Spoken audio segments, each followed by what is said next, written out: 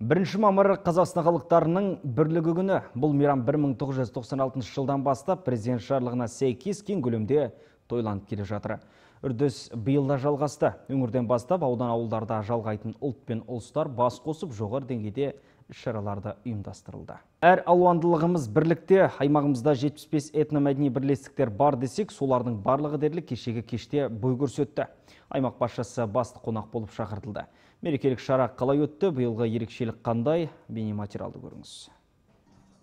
Облыс әкімі келе салып спорттық алаңға барды, әртүрлі күрес түрлерін көрді. Айтатыны тек қазақ баласы емес, әр ұлттың жас спортшылары мұнда шеберліктерін көрсетуде. Сосын бірлестіктердің жайған ас дәмі ұлттық дастарханы.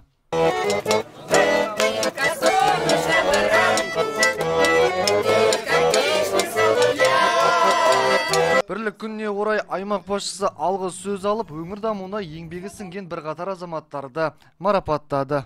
Қоғамдық келісім мен этносаралық үйлесімді сақтау қазақ елінің алдында тұрған басты міндет. Ынтымағы жарасқан Жамбыл жерін мекен етіп, 87 этнос өкілдері де ортақ отанымыздың тыныштығы мен тұрақтылығына атсалысуда. Қазақстан халықтарының бірлігі күнімен шын жүректен құттықтаймын.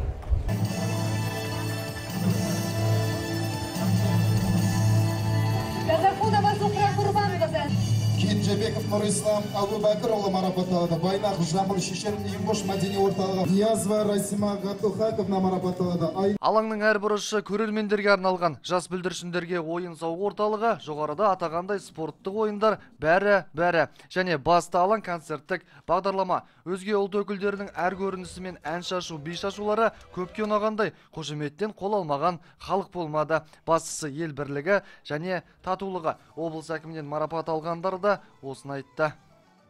Құрметті қауым, мен сіздерді бүгінгі мейраммен құттықтаймын. Шын жүректен құттықтаймын. Жұртымыз тыныш болсын, аман есен болайық. Мен мынандай марапат алғанымдан өте күшті қуаныштымын. Сіздерді бүгінгі шындай чырайлы байрам білен тәбриклеймін. Мінекей біздің облыста 1 мамыр бірлік күні. Аймақтағы барлық ұлт пен ұлыстар бас қосып, осылайша іс-шара өткізді. Айта кетейік, бұл іс-шара кешке жалғасын табатын болады. Бірлік күні осылайша бір күн бойы жалғасады.